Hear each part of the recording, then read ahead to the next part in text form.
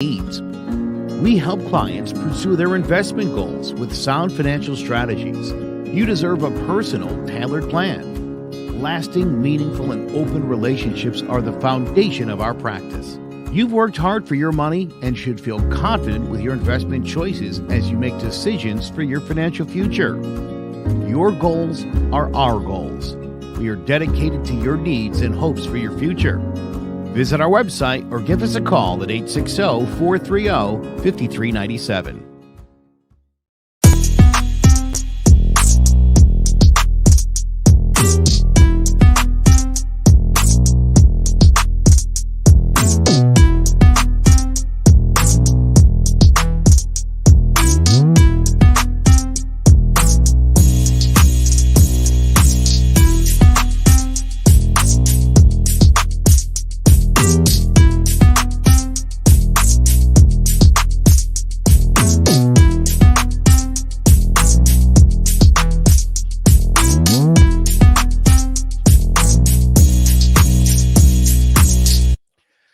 Welcome to CMG NFL pregame show. We are into the divisional round, and this might shock a lot of people to hear me saying the words, but the Bengals and the San Francisco 49ers are both headed to their conference championship. Let's take a look at last night's early game between the Bengals and the Titans.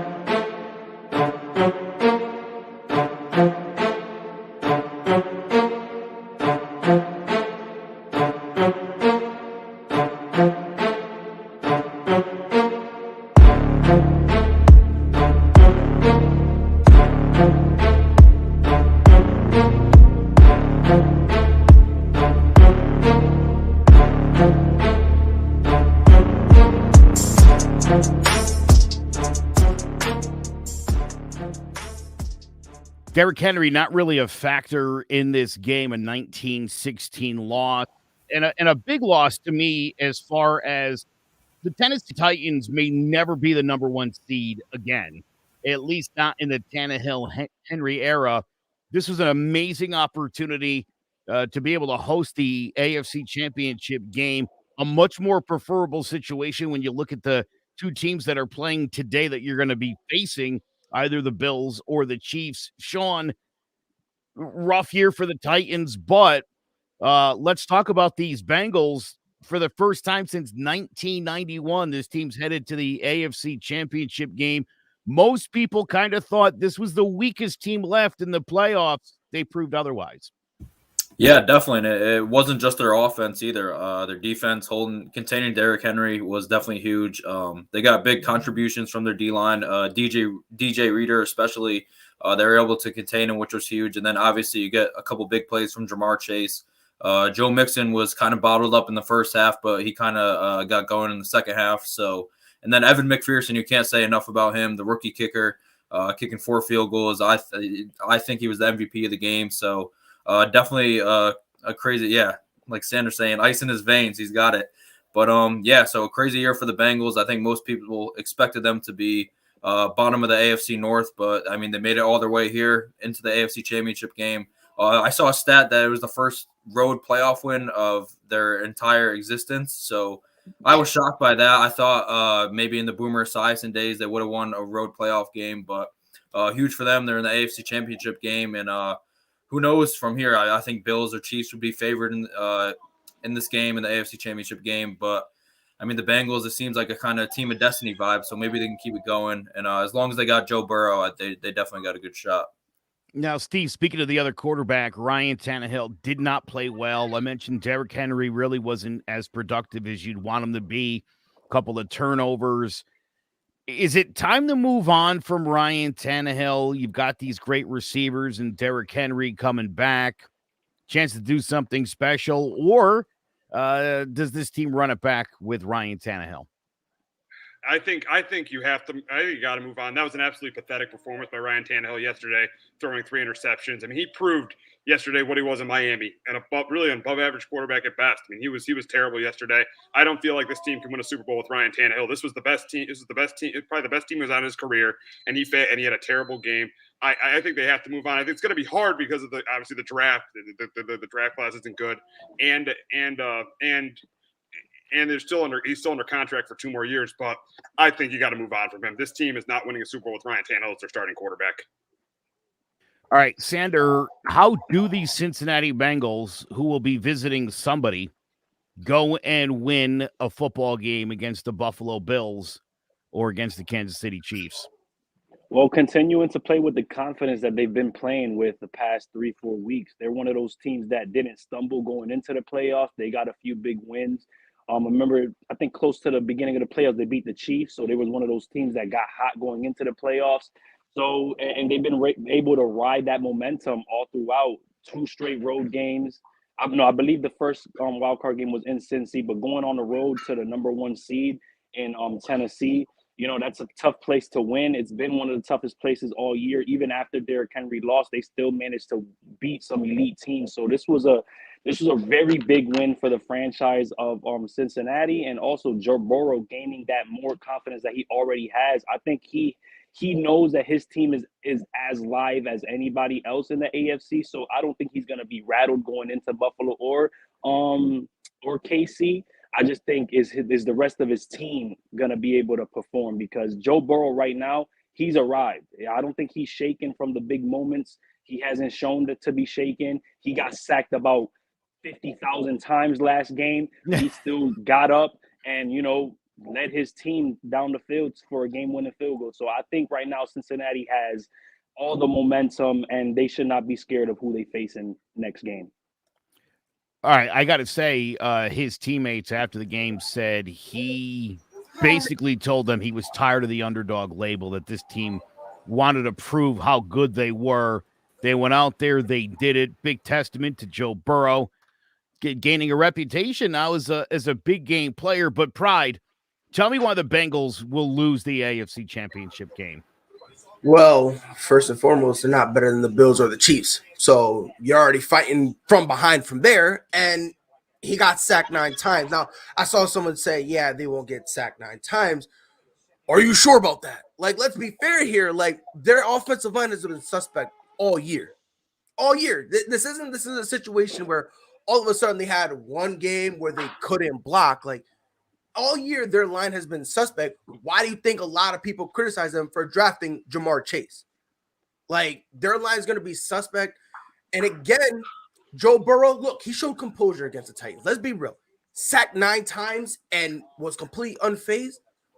Mazel tov to him, but let's be fair here. Do you think he can survive, let's say next week, 5 sacks? Forget 9. Forget the Titans snapping a record or a postseason record. You think he can survive getting sacked 5 times? And of those 9 times, how many times did he get up limping? Like, and there were a few times he was favoring the same leg that he tore his ACL in. I don't know, man. I think that in and of itself, that's a massive red flag. But outside of that, yeah, sure. Look, the Bengals, they're a great team. They're on the up and up. But let's be fair, I don't think they're here yet. Give them a few more years, then they'll be here. You know what I mean? They just need a few more pieces to start clicking. But look, man, giving up 9 sacks, that's like, come on. I don't care who the team is. If you give up 5 sacks against either the Bills or the Chiefs, you're in for a long, long game. Dunzo. Yeah. All right. You mentioned 2022 as the year you kind of thought maybe the Bengals would really get competitive. We had 2 win now teams last night, and only one obviously could do that. And anybody who has watched Aaron Rodgers kind of assumed this was going to happen.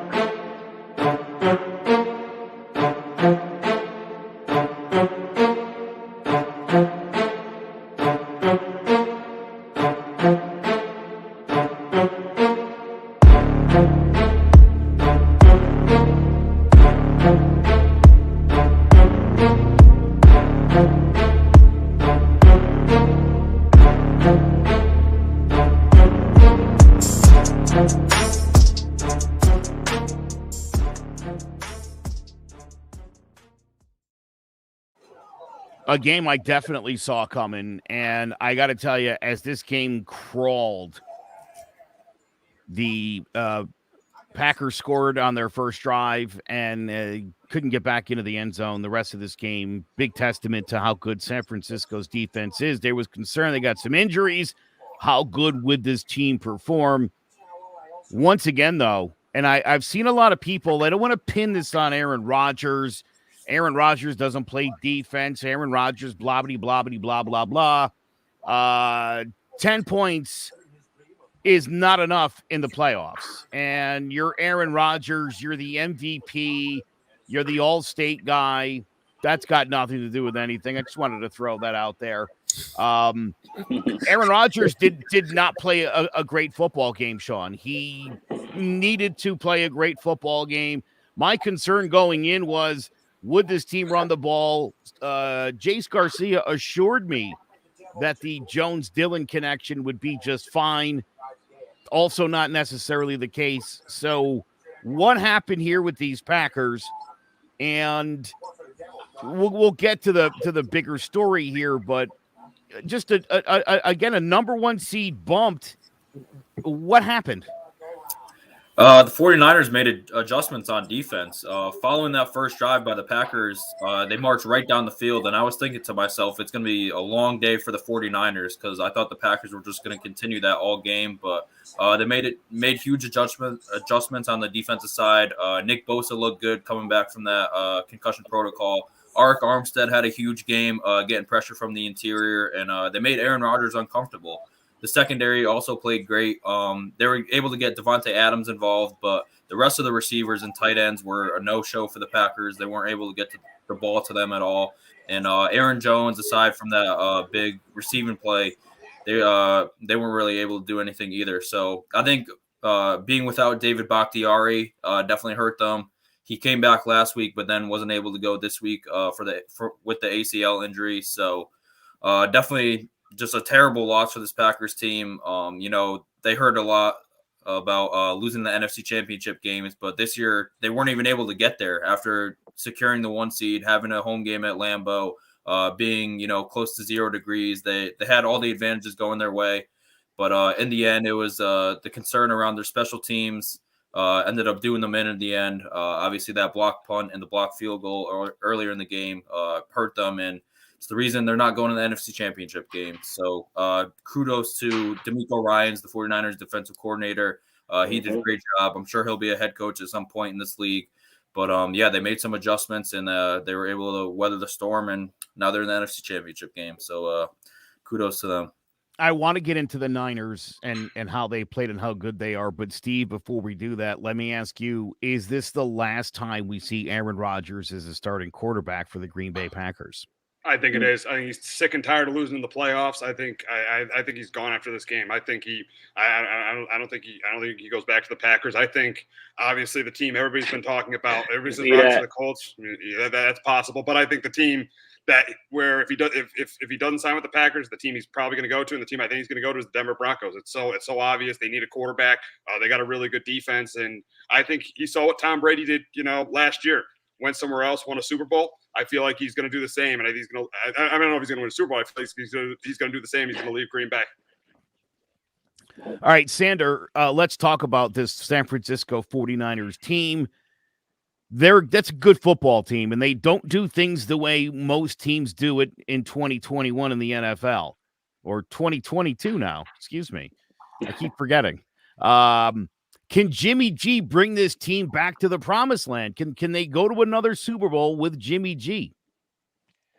Yes, they can. And it's not led by Jimmy G. It's led by that phenomenal defense. I mean, to hold the Packers to just 10 points, opening drive touchdown, and not let them score another touchdown all game, that just speaks volumes to how great the defense played. A lot of questions coming into this game with Nick Bosa after suffering that concussion in the Dallas game. He still managed to be out there and do enough to disrupt that offensive line, make Aaron Rodgers uncomfortable. Aaron Rodgers threw for like 200 plus, but he had no touchdowns. He couldn't get the ball to the receivers in the end zone. And that's just phenomenal adjustments. Like you said, Sean, earlier on the 49ers, they just been able to shut things down. And right now their gameplay, their style of play can take them to the promised land for sure. Good defense, running the ball. Deebo Samuel being the utility player that he is, Deebo's literally everything that you want in a football player. He's a legit superstar. And the San Francisco 49ers right now, they're the hottest team in the NFC. They're the scariest team in the NFC. And they're everything the Dallas Cowboys wanted to be this year. So, yeah, San Francisco right now for sure has every shot to go to the Super Bowl, no doubt. You know, it's interesting because there's 3 Giants fans in this quadrant over here. Kadarius Toney, love to see him become a Deebo Samuel type. If only the Giants could find put that somebody. Weight on, though. We could work him out. Don't sweat it. I'm just saying it'd be nice if the Giants, who have a weapon like this, knew how to use it. Because boy, Deebo Samuel, when you need a big play, he's a monster. That is the guy that you are looking at. All right, Pride, the bearer of bad news. That is your nickname on today's show. Obviously, on the other side of this, Bucs Rams. I think one of those teams is actually winning the Super Bowl this year.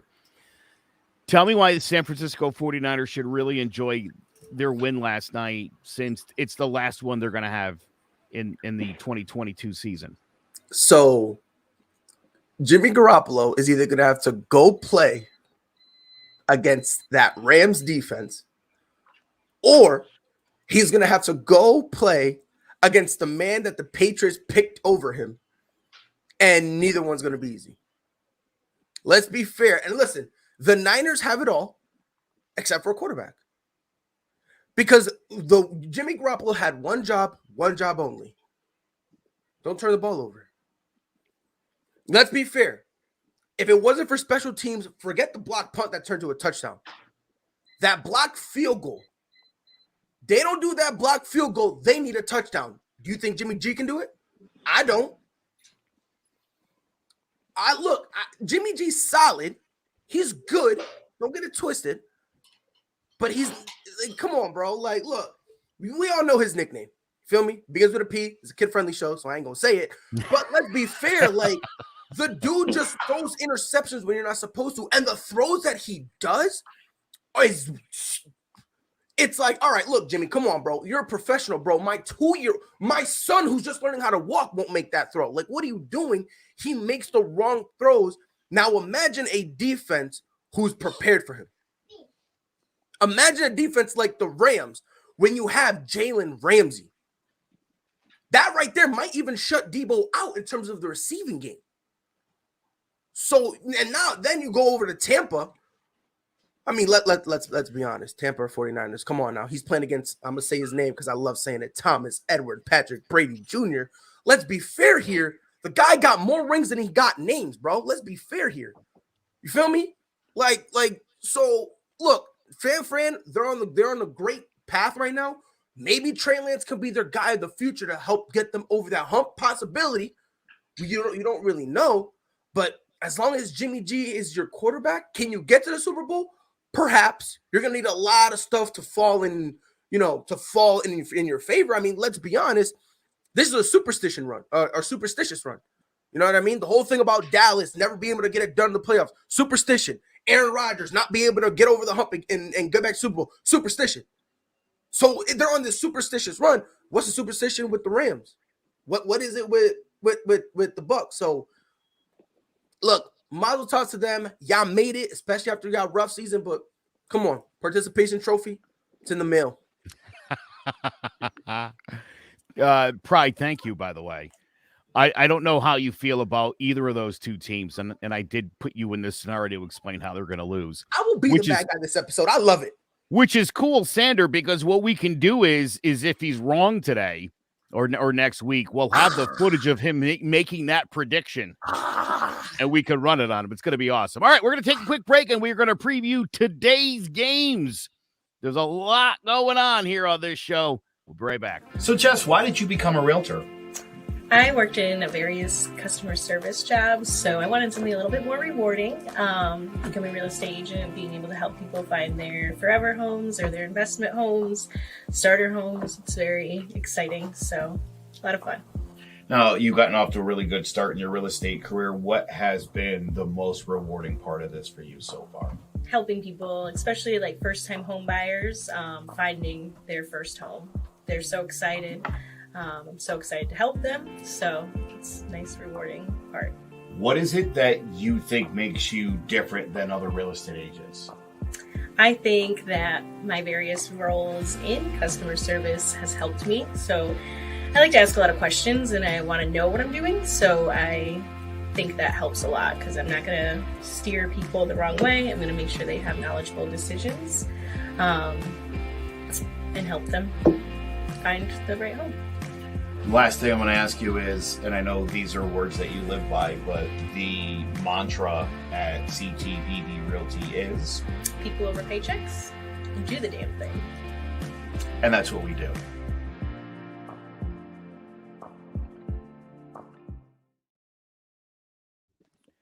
All right, the Los Angeles Rams and the Tampa Bay Buccaneers is a rematch from Week 3 when LA snapped Tampa Bay's 10-game winning streak that had carried over from the previous year with a 34-24 victory.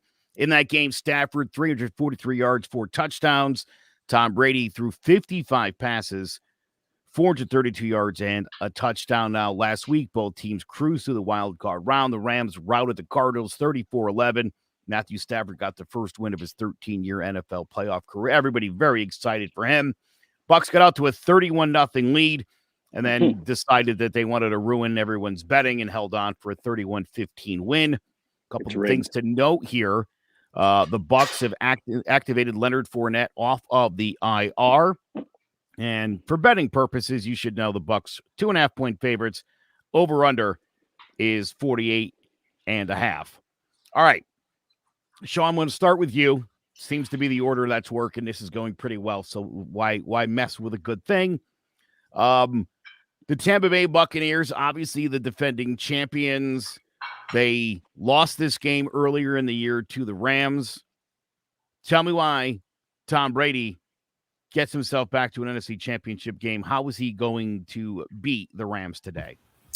It's going to have to be with a quick passing game because Tristan Wirfs being out is going to be huge for them. I think that, that's huge. He's one of the best right tackles in the game in just his second year, going against guys like Leonard Floyd, Von Miller, who's been heating up in the second half of the season. Ever since he got to the Rams, he's been playing a lot better. So it's going to have to be with a quick passing game. And also Leonard Fournette being back, like you mentioned, is huge for this team. I think that the Rams, if there's one weakness in their defense, it could be running the ball against them. So I think Leonard Fournette is going to have a huge game.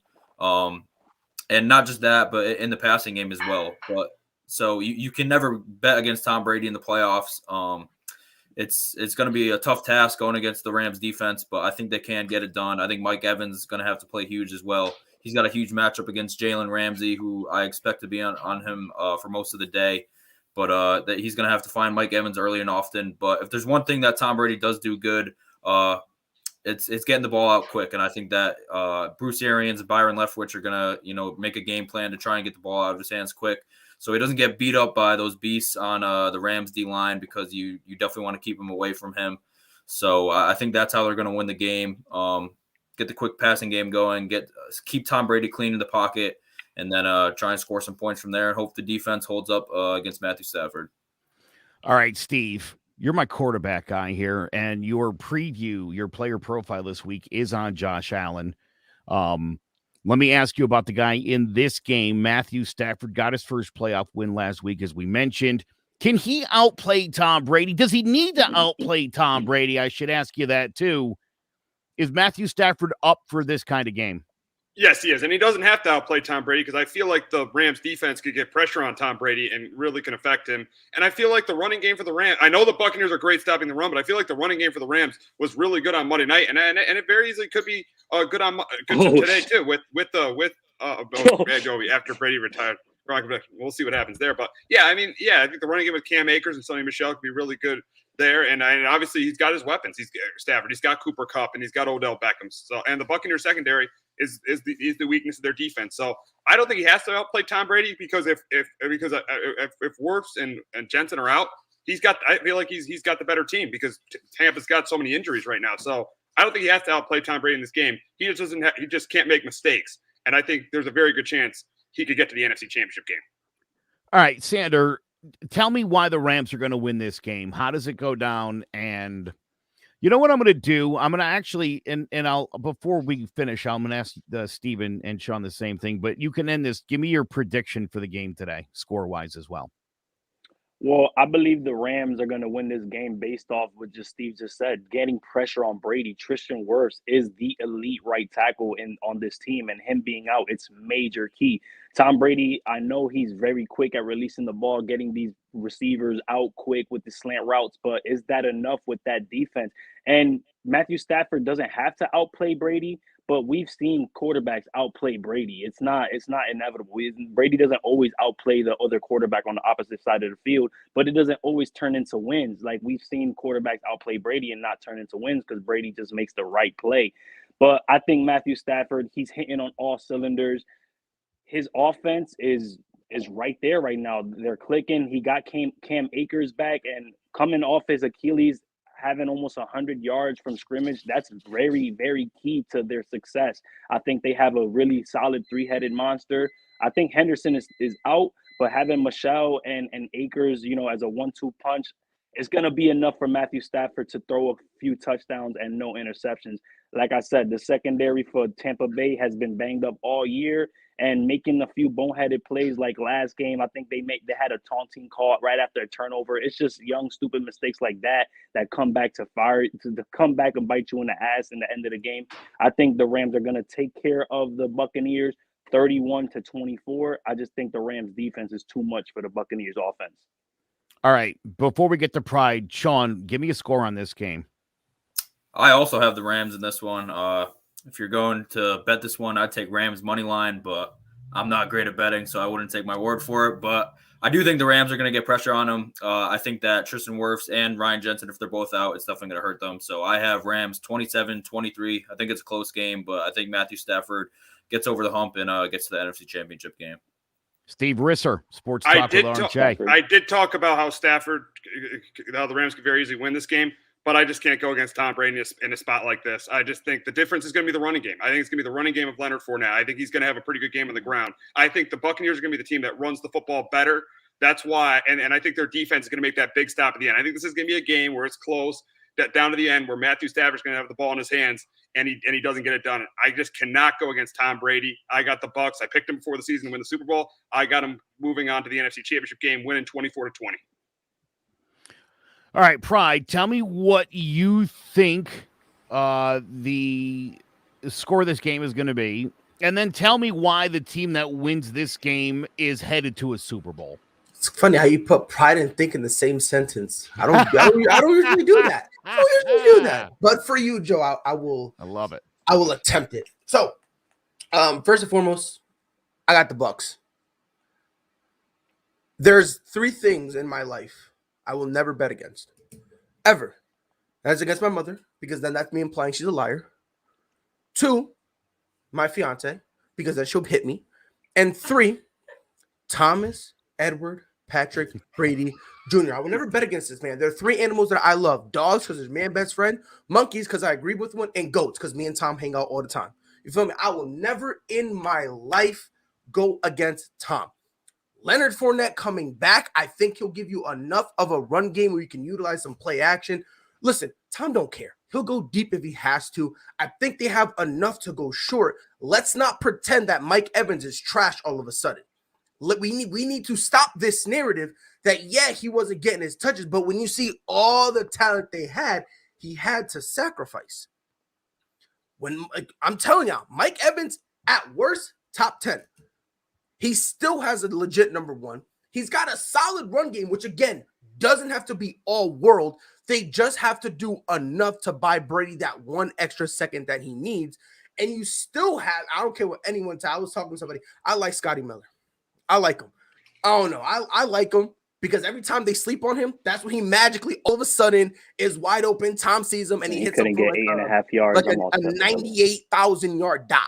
Every time, never fails. I don't know how, but they always sleep on him. Even when you know, he wants Scotty. Nah, he won't go for him. And the one time you don't think so, he'll go. Obviously, he still has Gronk. Obviously, it's going to be tough because that offensive line. But let's be fair. We've seen Brady work with an offensive line that's been banged up and nicked, and he's made adjustments. And he's done what's needed to be done in order to secure the victory. So I'm going to go 21-27 Buccaneers. And why are they going to go to the Super Bowl? Joe, I answered it. They got to play the Niners. Yeah. Like, come on, man. Like, and look, listen. Again, I don't want to be an anti. By the way, Trey, if you're watching this, I apologize. I'm not trying to be an anti-49ers dude here.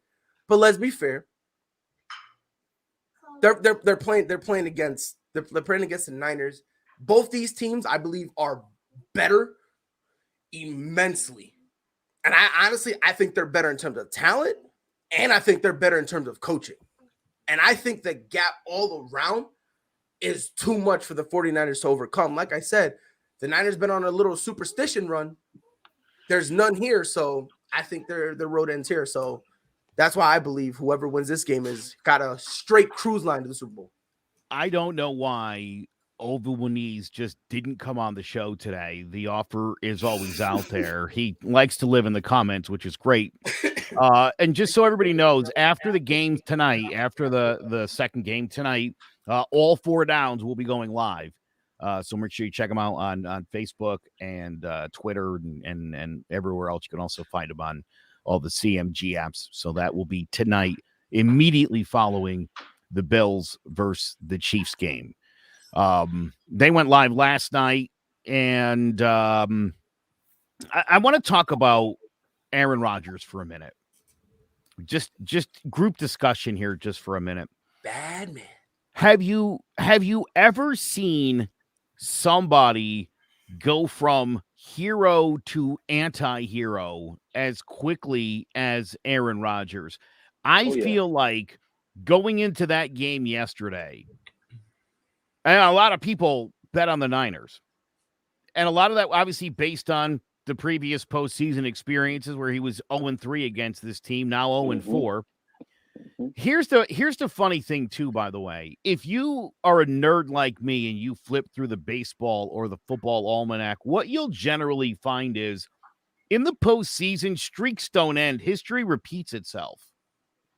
I felt 100% confident that Green Bay was going to lose yesterday. Because in my mind, I'm thinking in the great annals of history, when I'm flipping into that book when I'm on my deathbed, there wasn't going to be and then Rodgers got him back. That wasn't going to happen. You know, just like when the Giants played the Patriots the second time, I knew the Giants were going to win. There was no way. Oh, and then Brady tied it up. No, he's not going to extract his revenge. It's not going to happen. It's the postseason. That's just not how things go. But Aaron Rodgers came into this season. He had the hair. Obviously, all the talk about him trying to get out of Green Bay, get off to a terrible start in game 1. They start playing very well after that. Then the whole vaccination thing comes up. Maybe the guy really should just think about Jeopardy. You know, and honestly, Sean, I hate to say it, but I feel like this guy is very disliked now. And I think as far as, everybody wants this guy on their team. I don't know if you noticed, but he doesn't win the big ones. That's problematic. Definitely. Coming from someone who's never liked Aaron Rodgers, it's nothing new for me, but I could see why people took on this new perception of Aaron Rodgers, especially with the vaccination thing. Just the whole episode that happened before the season of him, not coming back to the Packers, not getting along with the GM, and then finally he comes back. And then, like you said, that week 1 loss, it looks like, oh, crap, like the Packers run has really ended. And then they get off to that great run after that. They get the 1 seed, and it seems like, hey, maybe this is the Packers' year, which I really thought it was. I thought this is the year that they get over the hump. I thought Aaron Rodgers was going to be able to get it done, but it's like you said, history repeats itself. And ever since that Super Bowl where they beat the Steelers, he's just been, getting these great teams to these 1 seeds, 2 seeds, into the NFC Championship games, and then it just all comes crashing down on him. So it's definitely tough for Packers fans to take. Definitely tough for Aaron Rodgers. I think that he may have to hit up Ken Jennings for Jeopardy and say, hey, it's time for the new sheriff in town here. But if he doesn't, I agree with what Steve was saying earlier. I think it's time for him to move on to a new team. I think the Broncos would make sense. I think the Steelers would make sense. Another team that is kind of just a quarterback away. They have the defense and good playmakers in place. So if he doesn't end up going to jeopardy, I think that he has to move on from Green Bay because it's just not working out. They've had 3 straight 13 winning seasons.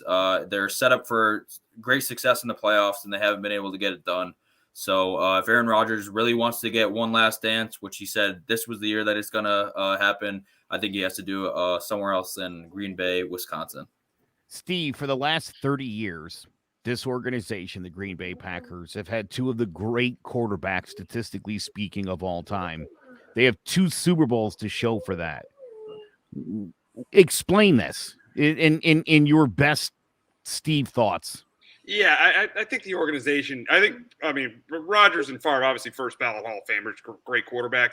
I think the organization is a little overrated, I think, because, you've seen the Packers. They haven't even drafted a receiver in the first round. So I feel like, especially when they're at Rodgers there, they've been very Rodgers reliant with their defense have been a little shaky. Outside of Devontae Adams, the guys around have been a little bit shaky. So, but still, I mean, I think that this proves that Aaron Rodgers is not. I mean, he's not in the Joe Montana, Tom Brady class. He just isn't. I mean, he's a great player. He's a first ballot Hall of Fame. He's just not in that class. But for them not making that is a little bit of a disappointment for the organization, for them only making 2 Super Bowls in 30 years with that good of quarterback play. When you have that good of quarterback play, you should be making more Super Bowls. I mean, winning 2 Super Bowls. They made 3, but winning 2 Super Bowls in 30 years. Right. Well, and in that same time span, the Giants have 3. Yeah. So and in that same span, Dallas has 0. Well, I wasn't even going to bring that up. I just thanks for doing that. Sander, how do you feel about this guy? First of all, I don't know if I even know how you feel about Aaron Rodgers. Aaron Rodgers is going to be a top quarterback in the league. I mean, he's going to put up the numbers. He's going to put up the wins. But you touched on something earlier, Joe. He just can't find a way to win the big one or the one that matters. In a game where you're the 1 seed, they're coming to your frozen tundra. Everybody's like, damn, who's coming to Green Bay and going to beat Green Bay? 10 points is just not enough. Like, you have to find a way to put more points on the board.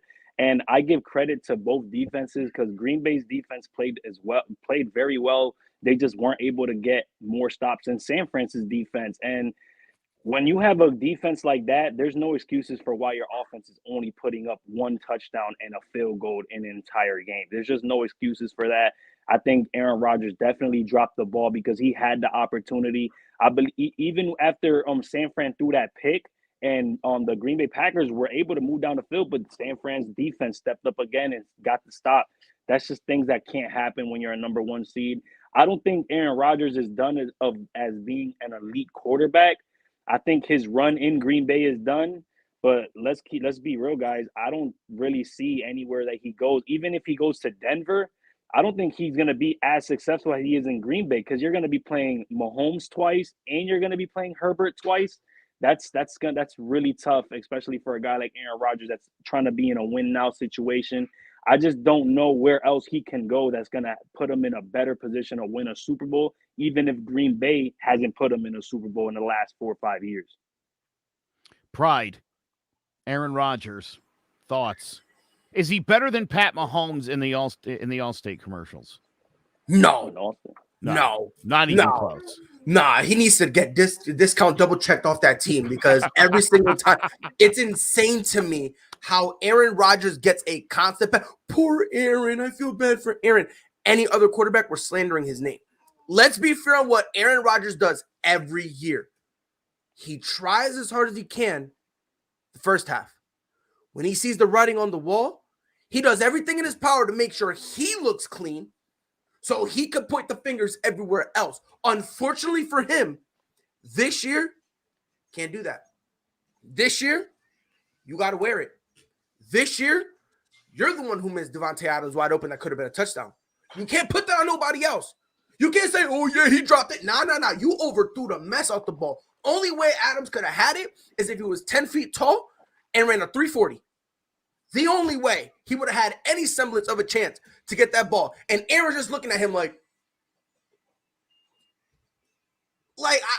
I've been saying this forever, and the only people who didn't listen to me were people who just don't watch football. Aaron Rodgers is that guy. Aaron Rodgers is this. He's not that guy.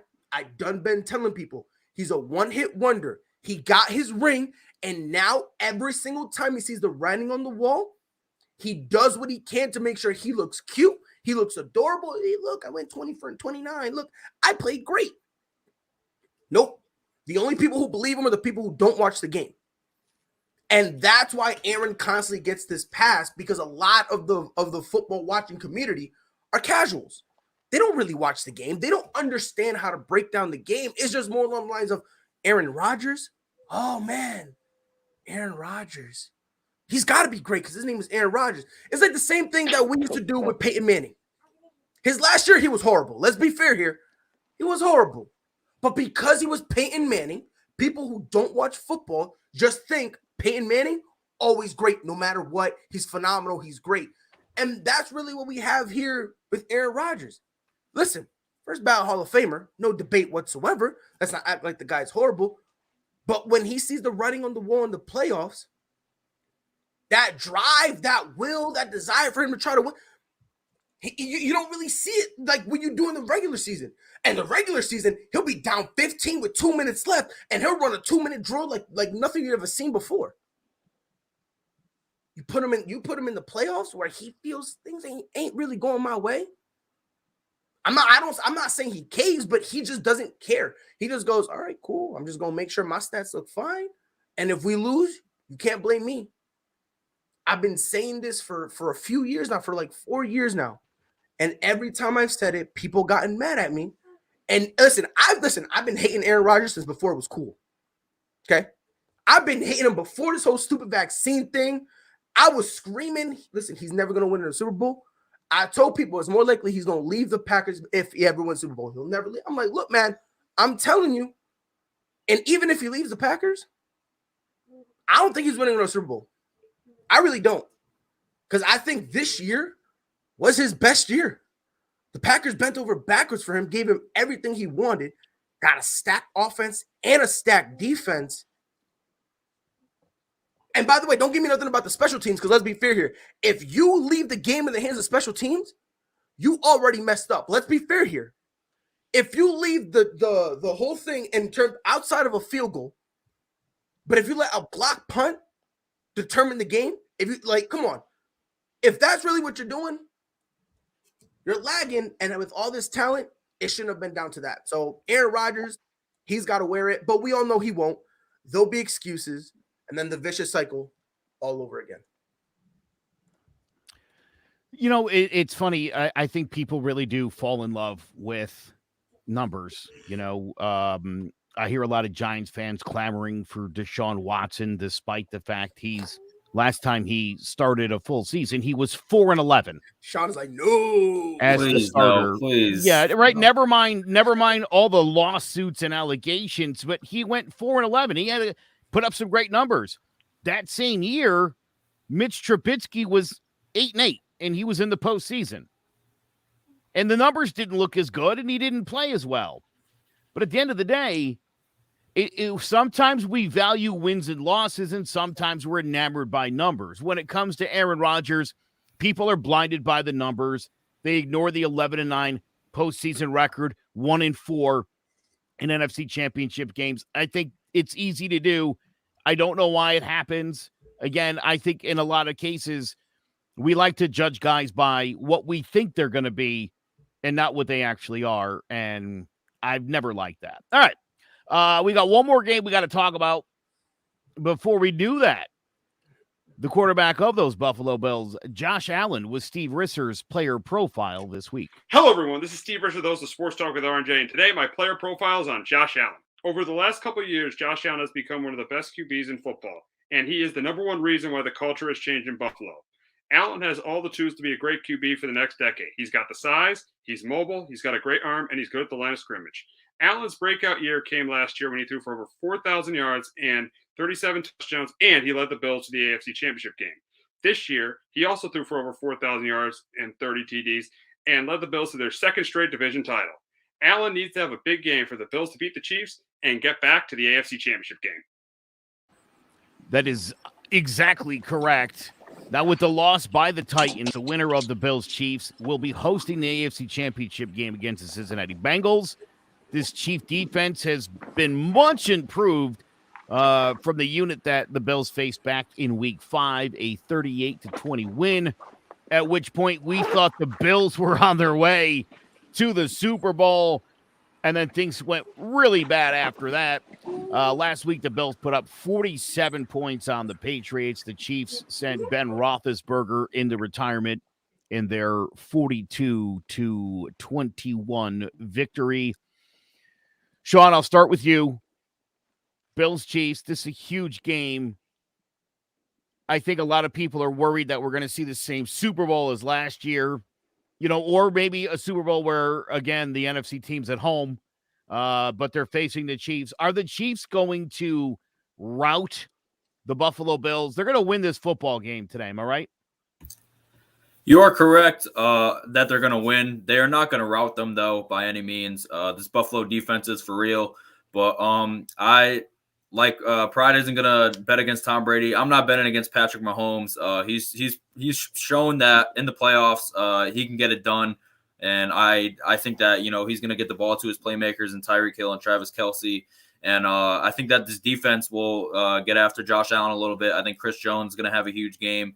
And I think the secondary is definitely going to have to step up and try and contain Stephon Diggs and Dawson Knox. But I think it'll be a very close game. I think this is going into the weekend, this was the toughest for me to read. I could see it going either way. But either way it goes down, I think no matter what, it's going to be a close game. I think it's going to be super high scoring.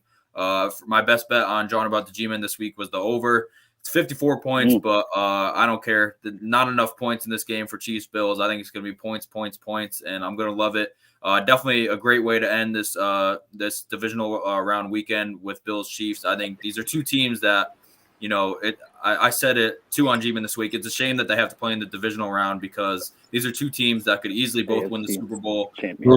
I think it's pretty crazy that they have to play this early in the playoffs. But either way, I can't wait for this one. But I think Patrick Mahomes gets it done in a close one. I think it will be a shootout, even though these defenses both have been playing great. But I think Patrick Mahomes and the Chiefs get it done late in this one. I agree with you, Sean. I think just because of the caliber of quarterbacks, as good as these defenses are, they're going to be as tested as they've been in any game all year long. Steve, you did your player profile on Josh Allen. Excellent job. Thank you for doing that all season long, by the way. We really do appreciate that. Yes, sir. That said, now I want to ask you about Pat Mahomes, the other quarterback in this game. Which of these guys is the better quarterback and why? In this game or right now? Both. But both. I think in this game it's going to be Josh Allen because I think he's going to be the quarterback that makes less mistakes. I do think the Bills are going to force that turnover against Patrick Mahomes. But overall, I still think it's Patrick Mahomes. Josh Allen is starting to get closer to him, but Patrick Mahomes, he could pretty much do everything. He's great. He's mobile. He's great at the line of scrimmage. He has a great arm, and he has that Super Bowl championship. So I would give Mahomes the edge overall. But today, I think Josh Allen has the better game, and he outplays Patrick Mahomes.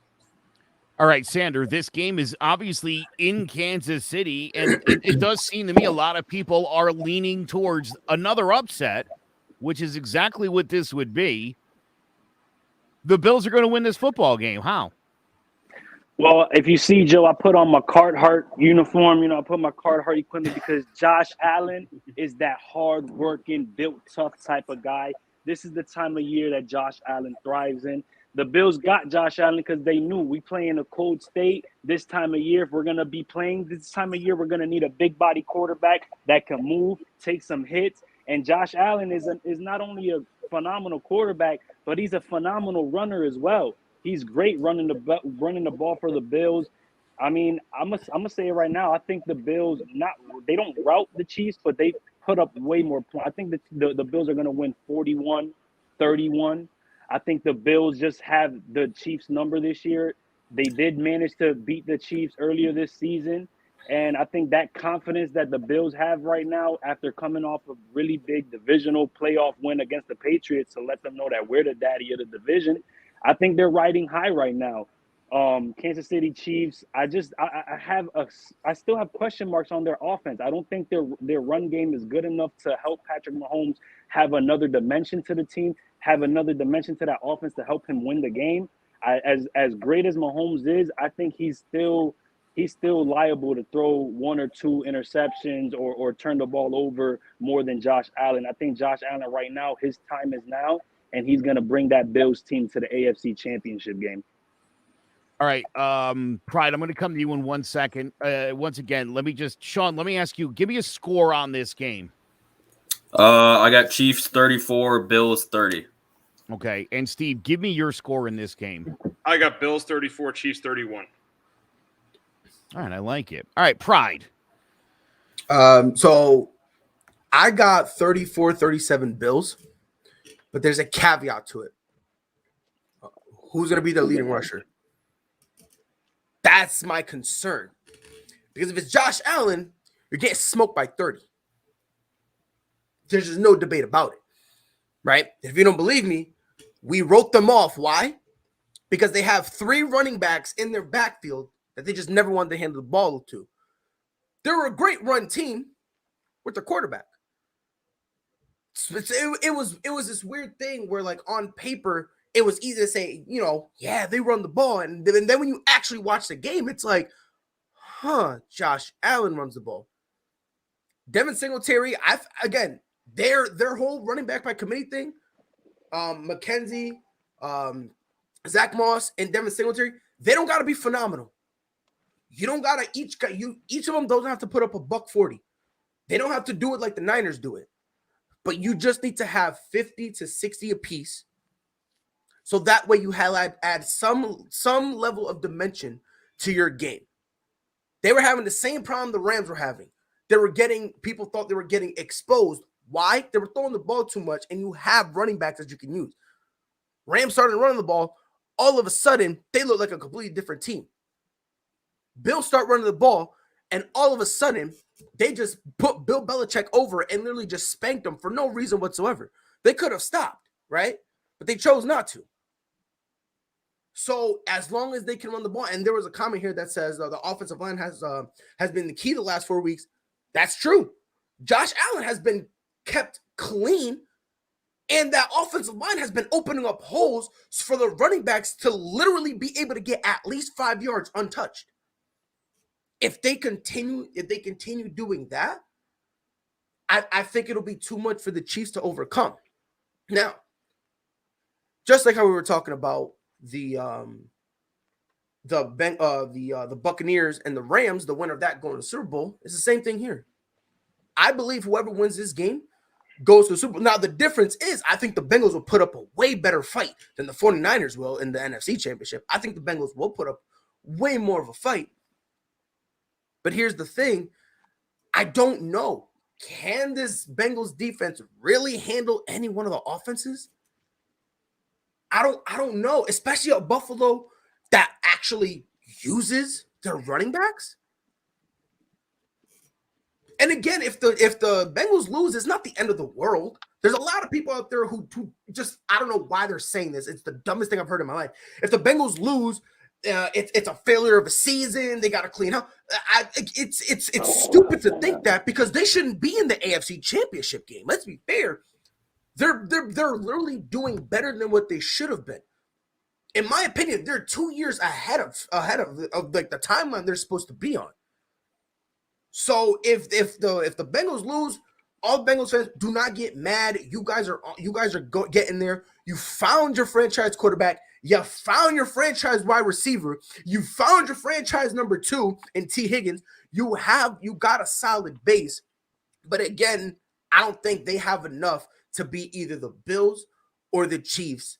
But I'm going with the Bills, and it's only really, honestly, the only reason I'm going Bills is to piss off my friend Greg because he is a Chiefs fan, and we all know how much I like to get people mad, so I'm going Bills. Can you imagine what it must be like to go 30 years without a playoff win as a fan? Yeah, I do know how it feels. Yeah, no, I do know how that it was feels. a joke, Sander. That was a joke, and I was going to literally throw it at you. Yes, sir. All right, let's take one more quick break, and then we will wrap this thing up and get you ready for some football. So I spent 23 years in the Army as a squad leader, platoon sergeant, and so on and so forth.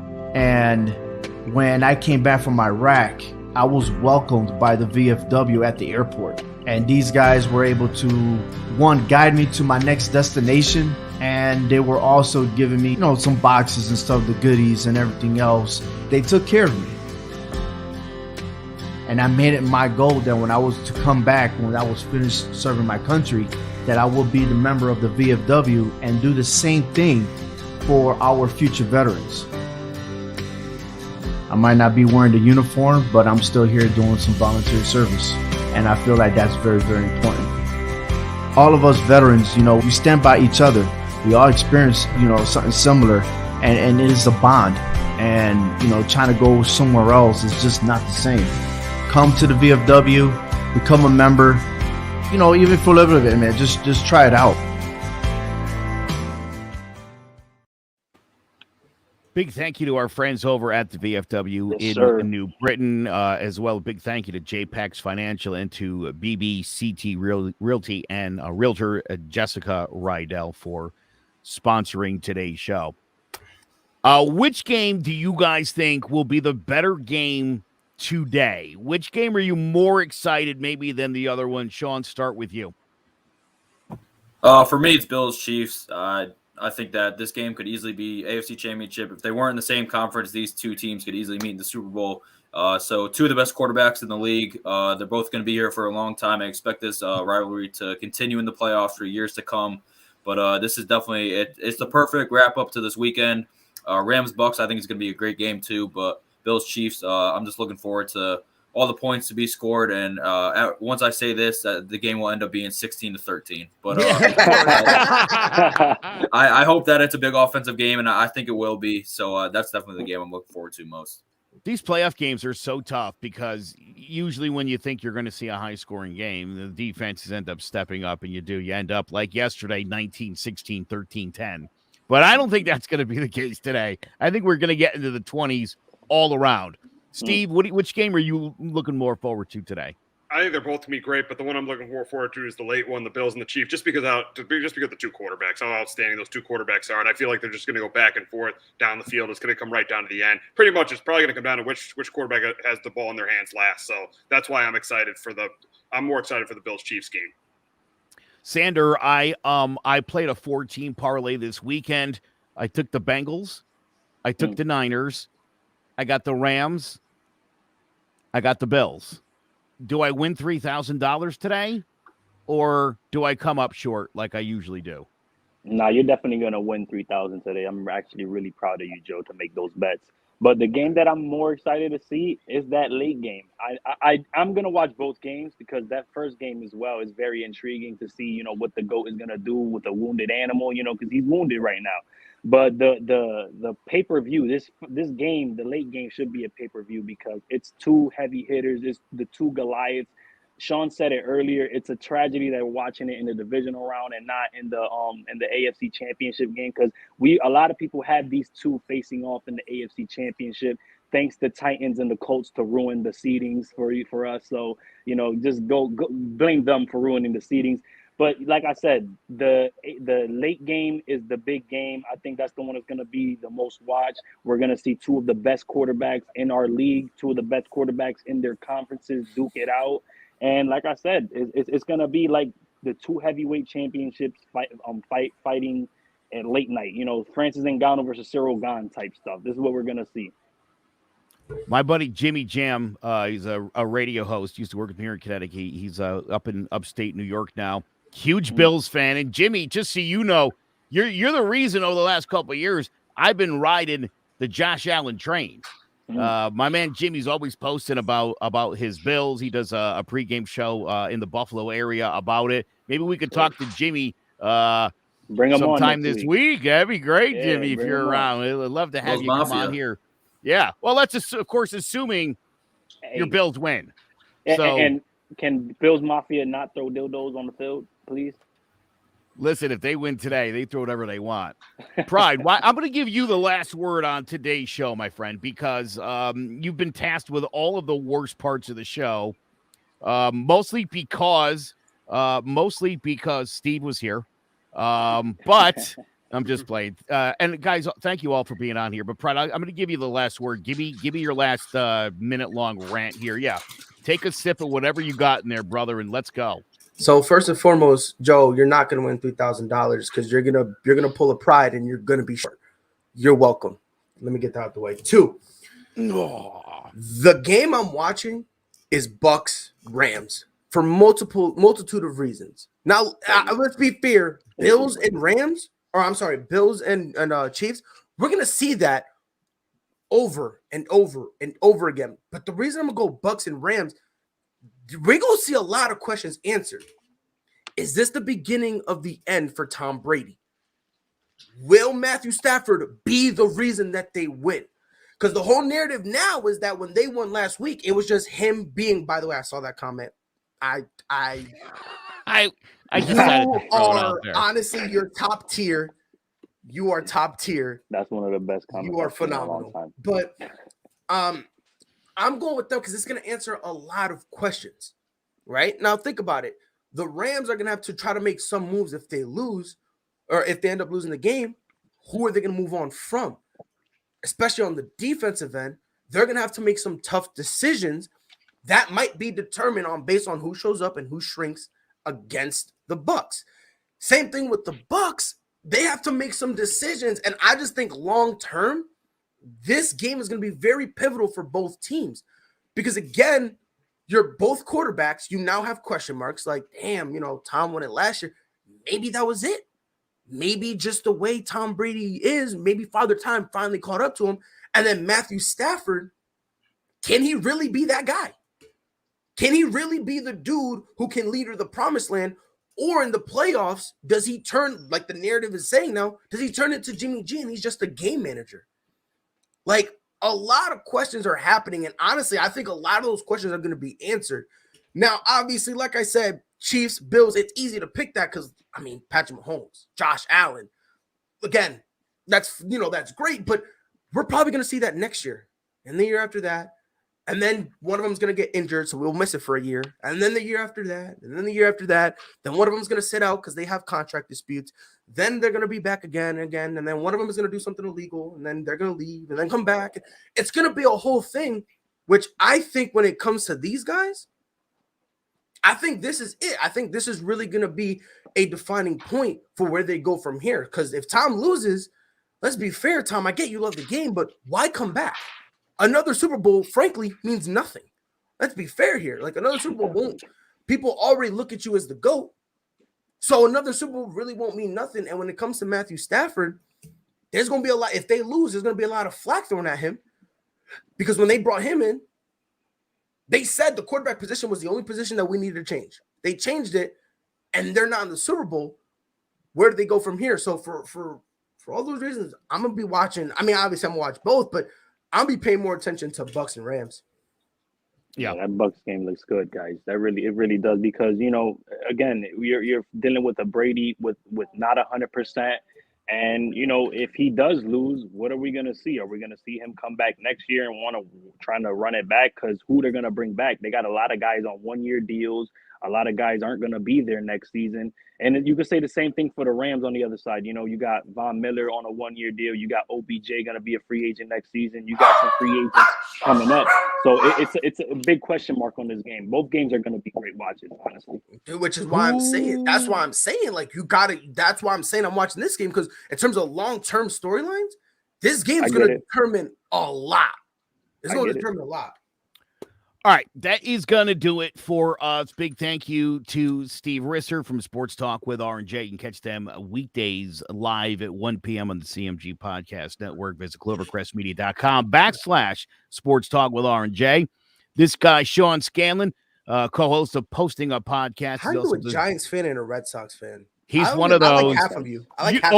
You have to live in Connecticut. Central Connecticut for that to make any sense. You wouldn't believe how many Giants, Red Sox fans I also know. It's another weird thing. But you can also catch this guy, John, about the G-Men every Wednesday night at 7 o'clock. Sure. Pride. Riley Barrett Valdez does his Prideful Thoughts podcast, a Prideful Takes podcast. He does that Monday, Wednesday, Friday at 6 p.m. And, of course, a big thank you to Sander Sanchez, our resident fantasy guy. Great job all year with your fantasy reports. Really appreciate that. He's also one of the co-hosts of Stir the Pot Sports, another CMG sports podcast. I'm Joe McGuire. That's going to do it for us. Again, for Sean and Steve and Pride and Sander, we will catch you next week on the CMG NFL pregame show. Enjoy the game.